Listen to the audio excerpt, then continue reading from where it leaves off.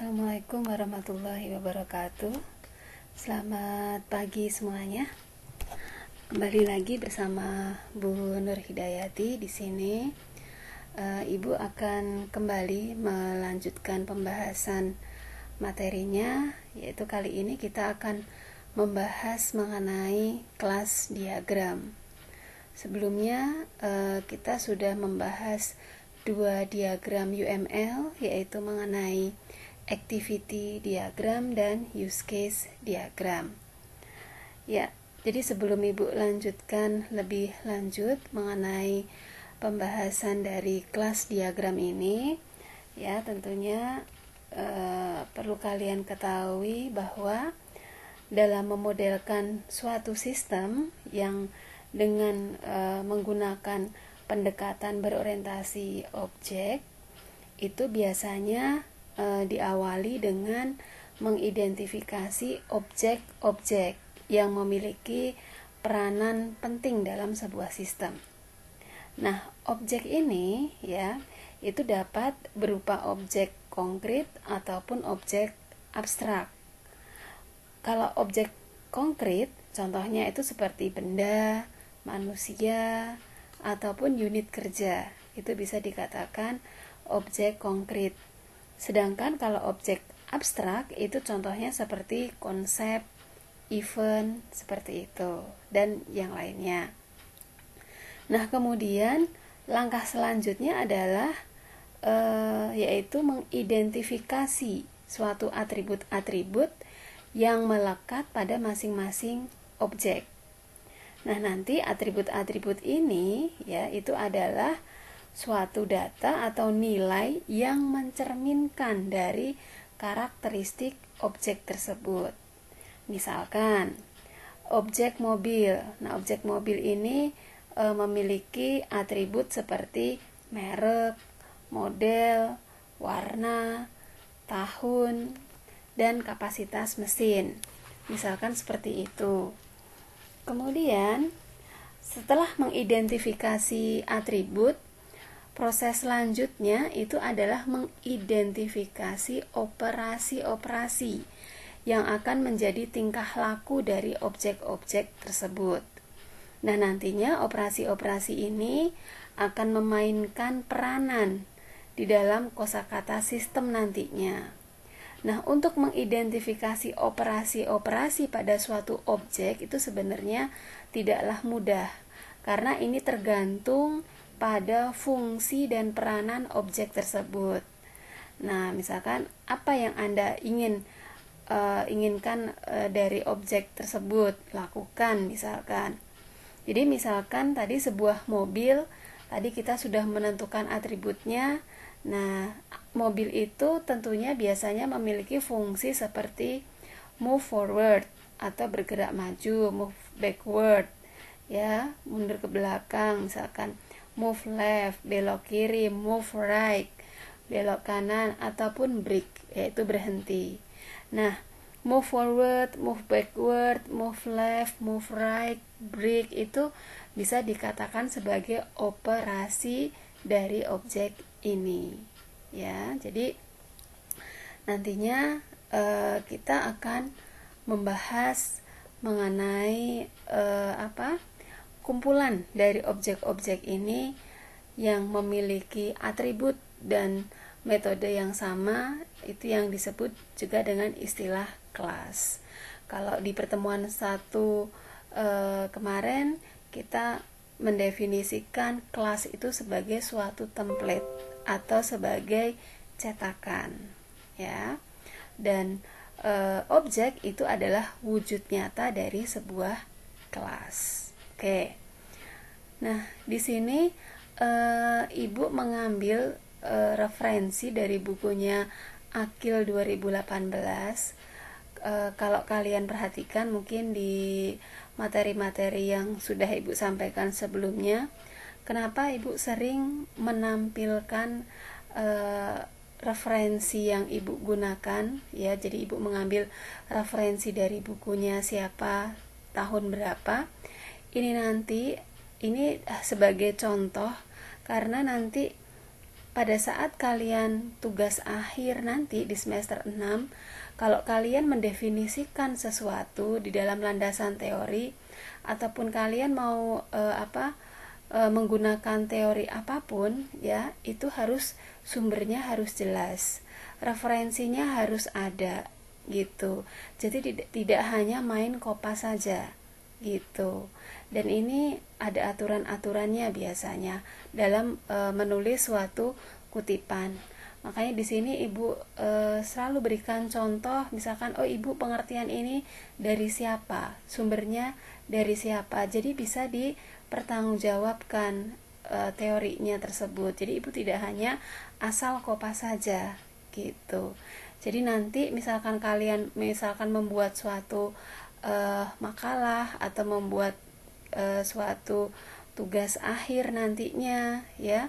Jadi kalau misalkan kalian mengambil suatu teori, ya, itu harus jelas referensinya dan harus bisa dibuktikan gitu. Ya, makanya di sini Ibu selalu memberikan contoh, ini pengertian ini dari sini loh gitu. Ya, jadi kalau misalkan kalian punya referensinya, punya bukunya, bisa kalian lihat gitu. Nah, di sini sebenarnya menurut Rumboh, Jacobson, Bose, tapi ini terdapat dalam bukunya Akil tahun 2018, ya. Beliau ini mendefinisikan mengenai kelas atau kelas, ya, itu sebagai satu set objek. Satu set objek berarti kumpulan objek, ya, yang terbagi menjadi atribut, operasi, relasi, ataupun semantik yang sama gitu. Jadi kelas itu bukanlah objek yang individu, bukan, tetapi representasi dari seluruh set objek-objek. Jadi merupakan kumpulan dari objek-objek. Dan kelas itu seperti halnya yang pernah kita bahas sebelumnya, itu pasti memiliki 3 area, ya.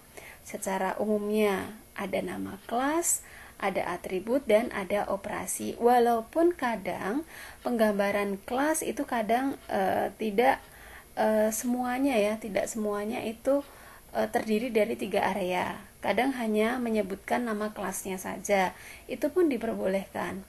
Kadang hanya menyebutkan nama kelas dan atributnya saja, itu pun tidak apa-apa, ya. Jadi tergantung dari nantinya studi kasusnya yang dibahas itu seperti apa, gitu ya. Oke. Nah, kemudian ini ada juga menurut referensi yang lain, ya, Ibu ambil dari bukunya ini Himam Tohari, ya, tahun 2014, ya. Dia menyampaikan bahwa kelas atau kelas, ya, itu adalah sebagai sebuah spesifikasi yang nantinya jika diinstansiasi itu akan menghasilkan sebuah objek. Dan kelas ini merupakan inti dari pengembangan dan perancangan berorientasi objek. Karena apa? Karena kelas ini nantinya dapat menggambarkan suatu keadaan atau atribut dari sebuah sistem, sekaligus menawarkan layanan untuk memanipulasi dari keadaan tersebut, atau yang dinamakan sebagai metode atau fungsi. Begitu, ya. Ini jadi kalau kalian belajar mengenai pemrograman berorientasi objek, tentunya harus paham benar mengenai apa itu objek, apa itu kelas. Ya, jadi harus tahu, ya, definisinya mengenai kedua istilah tersebut. Nah, kemudian di dalam Tohari itu, ya, dia menyampaikan bahwa di sini di poin yang ketiga, bahwa dalam mendefinisikan kelas dari sebuah sistem itu dapat dimulai dari model use case yang sudah dibuat, ya, dengan cara menetapkan objek apa saja yang dibutuhkan oleh sistem. Jadi misalkan kalian nanti diminta untuk membuatkan kelas diagram, ya, ini nanti acuannya adalah bisa dengan melihat dari use case yang sudah kalian buat, gitu. Jadi kalau use case yang dibuat itu kan use case itu kan menggambarkan fungsionalitas dari sebuah sistem. Atau sebenarnya use case itu biasanya digunakan untuk menggambarkan suatu sistem yang sudah terkomputerisasi. Nah, dari use case itu nanti kan akan terlihat fungsi-fungsi yang nantinya ada di dalam sistem tersebut gitu. Nah, nanti dengan membuatkan kelas diagram, dengan kita bisa membuatkan kelas diagramnya, ini nanti setidaknya kalian bisa menentukan apa yang dinamakan database-nya. Database untuk pembuatan aplikasi programnya. Nah, seperti itu. Jadi ini semuanya itu saling berkorelasi. Mulai dari activity, use case, kelas diagram. Nanti pertemuan selanjutnya kita belajar lagi mengenai sequence diagram. Ini semuanya saling berhubungan satu dengan yang lainnya. Jadi tidak pisah-pisah, activity sendiri, use case sendiri, tidak. Memang pada dasarnya teorinya masing-masing, tapi nanti kalau udah dalam pembahasan studi kasus tertentu, ini nanti semuanya saling berkorelasi antara satu dengan yang lain. Nah, itu yang perlu sekali kalian perhatikan. Apalagi nanti ini adalah sebagai bahan kalian untuk pembuatan tugas akhir nanti di semester 6. Gitu, setidaknya materi-materi yang sudah Ibu sampaikan, Ibu harapkan sih bisa kalian pahami gitu, karena ini sebagai modal kalian untuk melangkah ke semester berikutnya supaya lebih paham lagi apa yang akan kalian buat nantinya, begitu. Oke? Nah, kemarin di pertemuan sebelumnya pada saat Ibu membuatkan use case, Ibu ada salah satu contoh kemarin, yaitu mengenai sistem informasi penjualan material pada toko Fadil Bogor. Kalau kalian perhatikan use case-nya seperti ini yang Ibu buat ya. Jadi Ibu langsung membuat use case-nya langsung fish level. Jadi kalau kalian membuat use case langsung aja pada salah satu levelnya ya. Kalau mau lebih detail ya langsung ke fish level. Jadi tidak usah dari si level ke fish level, enggak usah, jadi langsung salah satu aja. Misalkan langsung ke fish levelnya, karena di situ kan penjabarannya lebih detail.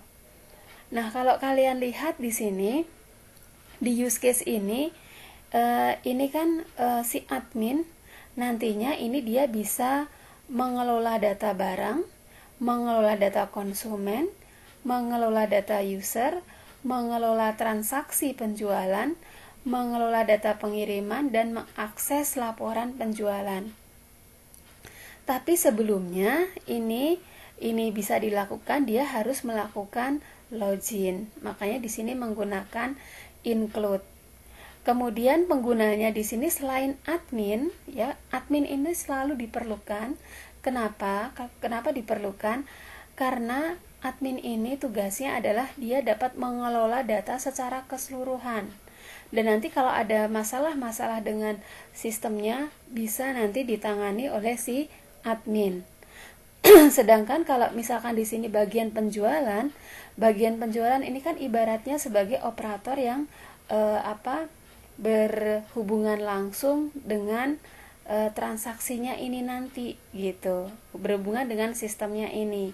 Oh, kalau misalkan ini nanti berhubungan dengan sistem penjualan, berarti dia nanti hanya diberikan hak akses di dalam transaksi dan pembuatan laporan saja, misalkan seperti itu.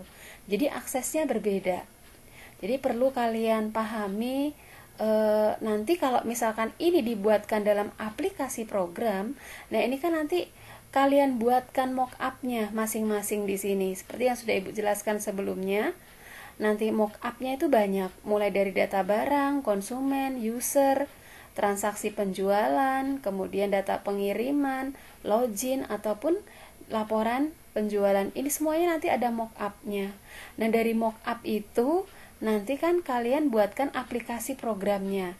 Nah, sebelum bikin aplikasi programnya, kalian kan perlu database-nya. Nah, untuk menentukan database-nya, kalian bisa membuatkan kelas diagramnya terlebih dahulu. Jadi nanti dari kelas diagramnya nanti akan ketahuan tabel-tabelnya atau kelas-kelasnya yang diperlukan untuk pembuatan aplikasi program ini itu apa saja, gitu ya. Makanya tadi kan dikatakan kalau untuk pembuatan kelas itu sebenarnya bisa dimulai dari use case yang sudah kalian buatkan. Nah, ini dari use case yang sudah kita buatkan, yang perlu nantinya kalian buatkan kelas itu cukup yang merupakan master dan transaksinya saja. Berarti di sini yang termasuk masternya itu adalah nanti ada data barang, data konsumen, dan data user. Sedangkan transaksinya itu hanya transaksi penjualan dan transaksi pengiriman. Nah, untuk laporan kenapa nggak dibuatkan kelasnya? Tidak.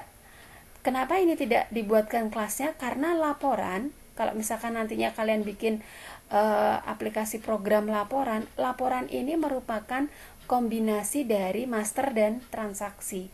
Jadi dia kan hanya tinggal menginfokan transaksi-transaksi yang sudah terjadi, gitu. Makanya ini laporan tidak kita buatkan kelasnya, ya, karena ini merupakan kombinasi dari master dan transaksi.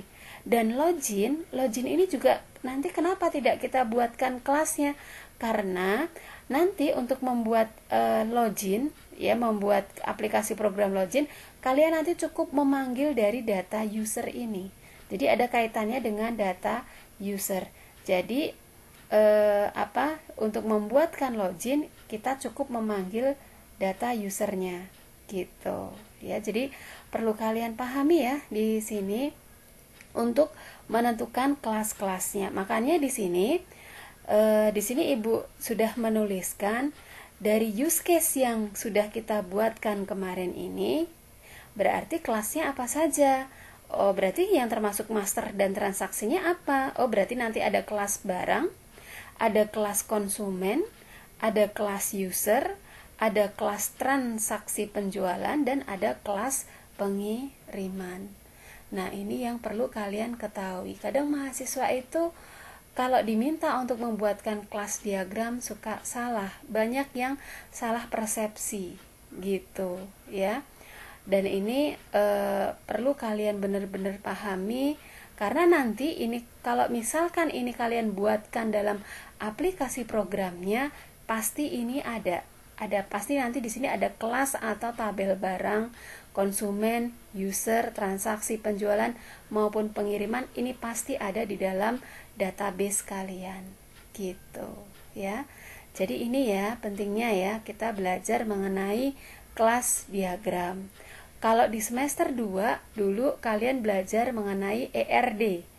Ya, ERD kalian belajar mengenai juga sama, yaitu membuat suatu database yang terdiri dari beberapa tabel. Cuma kalau di sini agak berbeda. Kalau di sini kan sudah berbasis objek, makanya di sini digunakan dengan istilah kelas. Oke, untuk menggambarkan objek-objek tersebut. Oke ya, nanti akan kita bahas lebih dalam lagi mengenai bagaimana sih cara membuat dari kelas diagram. Tetapi sebelum ke pembahasan lebih lanjut, kalian benar-benar harus paham juga mengenai teorinya dahulu, karena ini merupakan dasar bagi kalian dalam pembuatan kelas diagram nanti. Oke? Ya. Nah, ini Ibu ada salah satu contoh. Nah, dari ini tadi ya, dari use case ini kemarin juga Ibu sudah berikan contoh, yaitu dalam pembuatan mock-up-nya. Nah, di sini salah satunya ada mock-up barang, ya, data barang. Dari mock-up ini data barang, berarti kan kita nanti bisa membuatkan yang namanya kelas barang. Tadi di awal Ibu sudah menyampaikan tadi ya bahwa kelas itu terdiri dari 3 area. Ada nama kelas, ada atribut, dan ada operasi. Nah, dari mockup ini misalkan yang nantinya akan kita buatkan menjadi kelas barangnya, kita bisa menentukan atributnya apa saja di sini. Oh, di sini ada kode barang, nama barang, harga, dan stok. Nah, ini merupakan atributnya. Kemudian operasinya atau metodenya yang mana? Yang ini. Tambah, ubah, hapus, simpan, batal, keluar, dan cari. Ini merupakan metodenya. Gitu ya. Jadi dari mockup yang kalian buat, kalian sudah bisa menentukan atribut ataupun metodenya atau operasinya. Ini sebagai salah satu contoh ya untuk penggambaran sebuah kelas ya.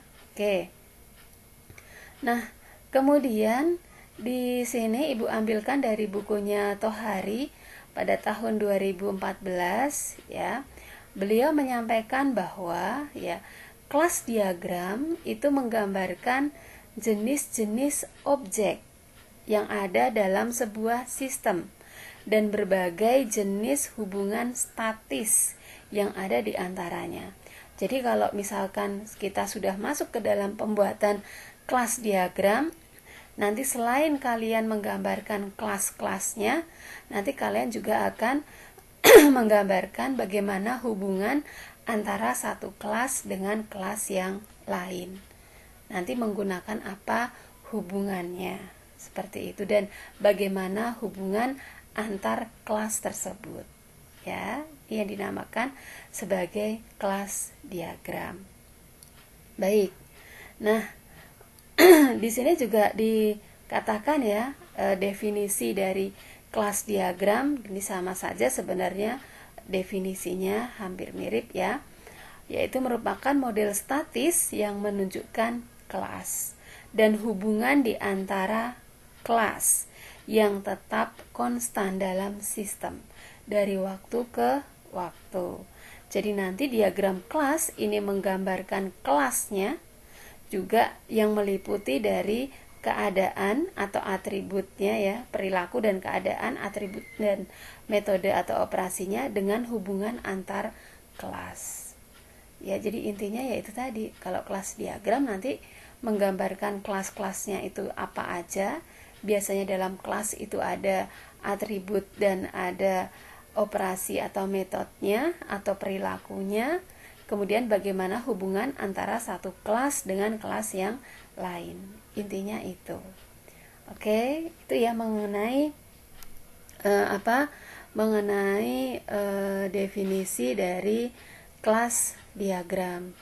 Dan pengertian juga mengenai kelas tadi sudah Ibu jelaskan secara tidak langsung tadi ya, sudah Ibu sampaikan sebelumnya.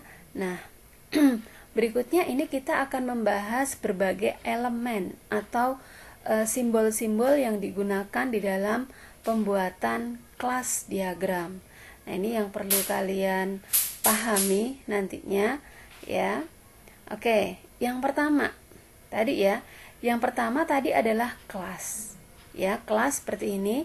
Jadi nanti ada nama kelas, kemudian di tengah ini adalah atribut, dan yang paling bawah ini adalah operasi atau metode. Ya, ini ya ada 3 area utama dalam kelas diagram, dalam kelas ya.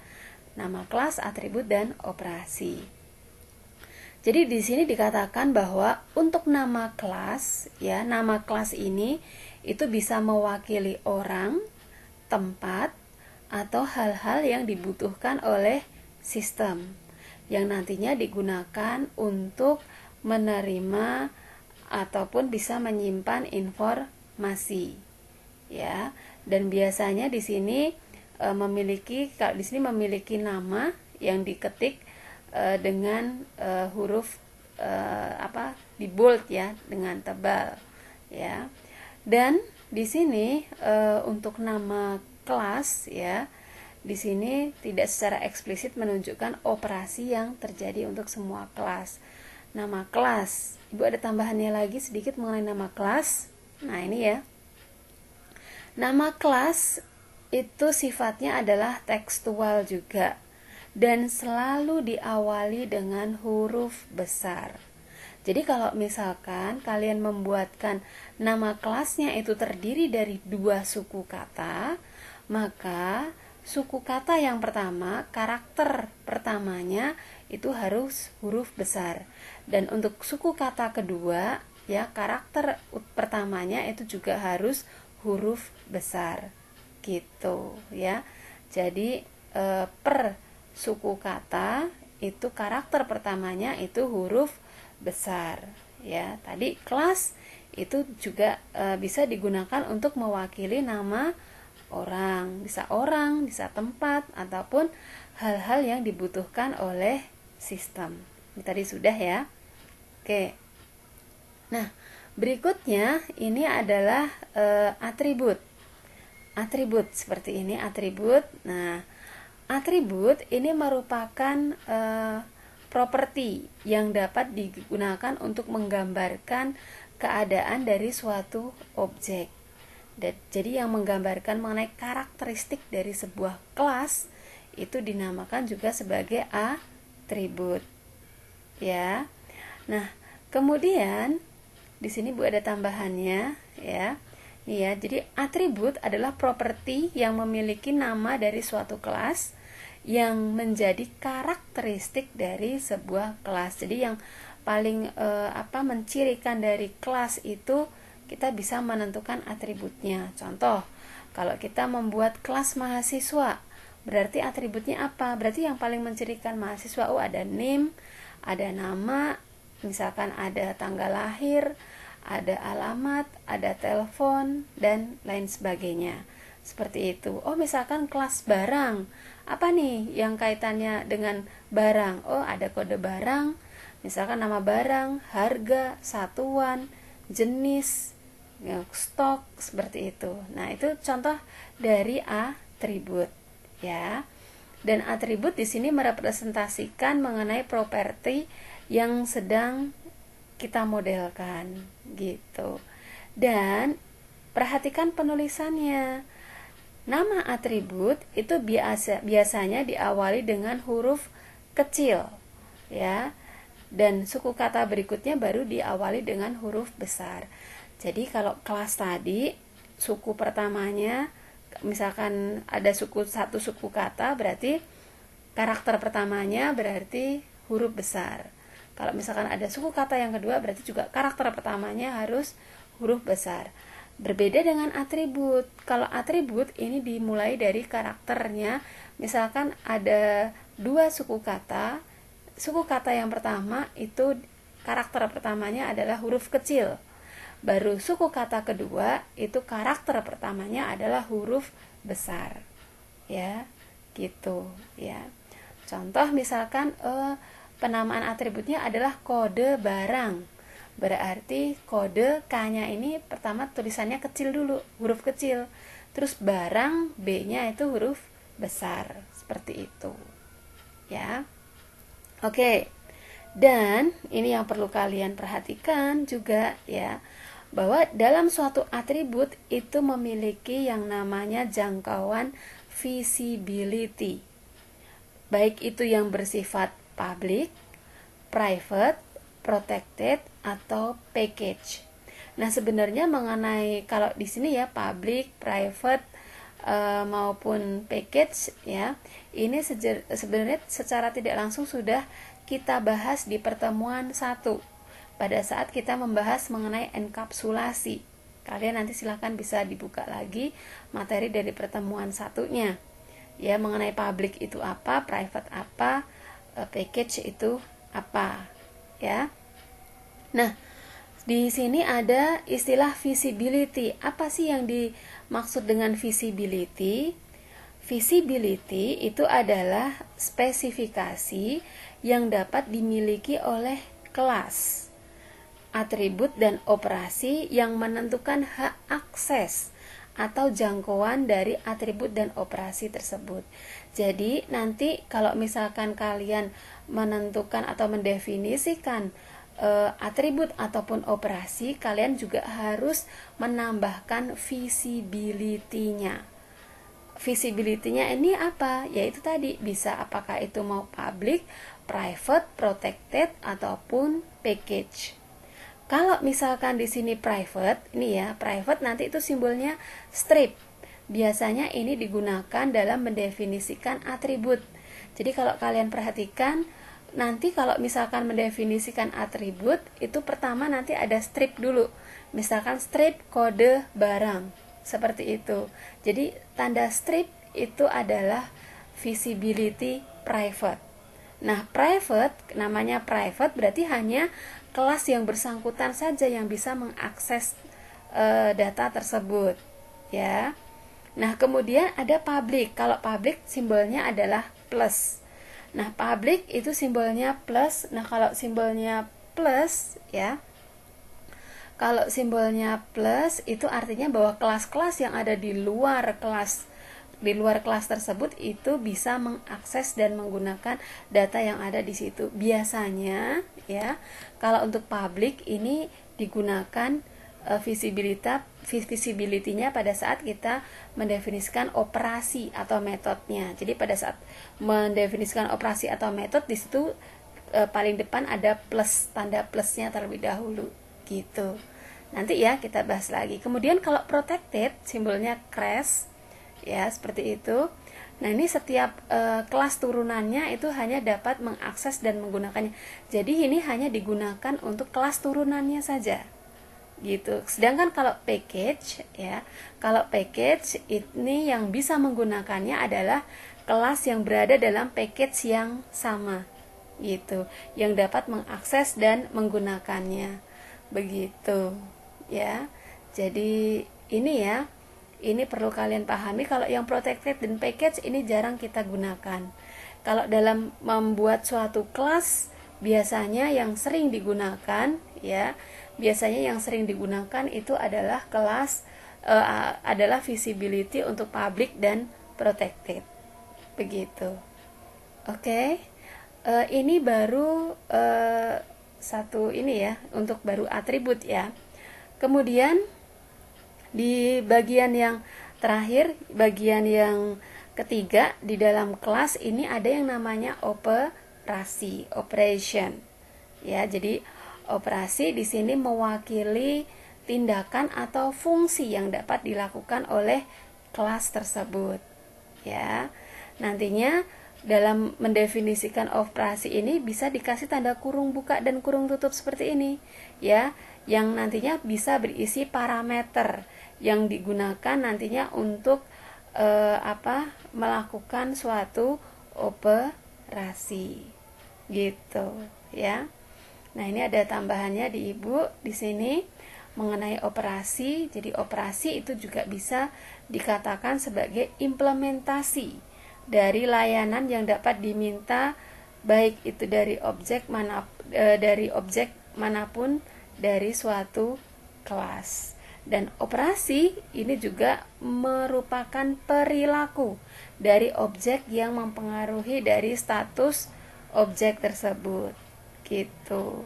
Nah, nanti dalam konteks pemrogramannya, operasi pada dasarnya itu merupakan sebuah function atau prosedur yang biasanya dimiliki oleh objek tersebut. Nah, ini kalau misalkan kalian mungkin sudah pernah membuat suatu aplikasi program yang besar, yang lebih kompleks, yang melibatkan database. Nah, biasanya kan nanti ada modul-modulnya, ada function atau prosedurnya. Nah, ini yang disebut dengan operasi itu seperti itu. Oke. Nah, ini adalah contoh kelasnya tadi. Contoh pembuatan kelas, ya. Misalkan tadi adalah kelas mobil. Oh, atributnya apa? Merek, mesin, model, tahun, warna. Dan kalian perhatikan ini ada tanda stripnya. Minus, ada tanda stripnya. Ini visibility-nya adalah private. Ya, berarti kalau untuk atribut di sini berikan private. Kemudian di sini misalkan merek, tipe datanya string. Kemudian mesin string, model string, tahun integer, warna string. Ini adalah merupakan contoh tipe data. Misalkan kalau kita misalkan menggunakan bahasa pemrograman Java, bisa seperti ini. Ya, jadi nanti ini untuk mendefinisikan tipe datanya apa tergantung dari bahasa pemrograman yang nantinya kalian gunakan, ya, dalam mendefinisikan atau dalam membuat suatu tabel tersebut, ya. Jadi ini ya, jadi nanti dalam mendefinisikan atribut, ingat kalian harus membuatkan menambahkan visibility-nya dulu, baru nama atributnya, kemudian diikuti dengan tipe data. Nah, ini contoh berikutnya di bagian bawah ini adalah merupakan operasinya. Ini kalian perhatikan, di sini ada tanda plusnya. Ini merupakan public, ya, visibility public. Nah, contohnya ini apa? Break, move backward, move forward. Nah, ini ada void ini. Artinya ini adalah akan mengembalikan nilai, ya. Jadi nanti fungsinya ini akan mengembalikan nilai seperti itu. Ya, makanya di sini ada void. Tapi kalau tanpa void pun juga tidak apa-apa. Misalkan hanya break, move backward, itu seperti itu juga diperbolehkan penulisannya. Oke, nih ya. Jadi perhatikan ya dalam membuat sebuah kelas. Nah, ini contoh lagi yang lain. Nah, tadi kan Ibu sudah mencontohkan nih. Ada kelas data barang. Oh, atributnya apa? Kode barang, nama barang, harga stok. Metodenya ini. Nah, ini Ibu bisa gambarkan dalam bentuk kelasnya seperti ini. Oh, nama kelasnya adalah barang. Kemudian di sini adalah atribut dan tipe datanya. Di sini misalkan kode barang, tipe datanya char. Nama barang, tipe datanya varchar. Harga in, stok in. Kemudian di sini adalah operasi atau metodenya. Nah, ini tadi mulai dari tambah, ubah, hapus, simpan, batal, kemudian keluar ataupun cari. Dan di sini Ibu berikan void ya untuk dapat mengembalikan nilai. Kalaupun tidak ada voidnya juga tidak apa-apa. Oke. Jadi ini adalah kita baru membahas mengenai kelas ya. Simbolnya pun juga baru kelas. Masih ada simbol-simbol atau elemen-elemen dalam kelas yang lainnya yang nantinya akan Ibu bahas di bagian selanjutnya. Oke, jadi bagian ini Ibu sampai ini dulu penjelasannya. Nanti di bagian selanjutnya akan Ibu lanjutkan dengan penjelasan dari elemen-elemen yang ada di dalam pembuatan kelas diagram itu sendiri. Oke, terima kasih semuanya. Assalamualaikum warahmatullahi wabarakatuh.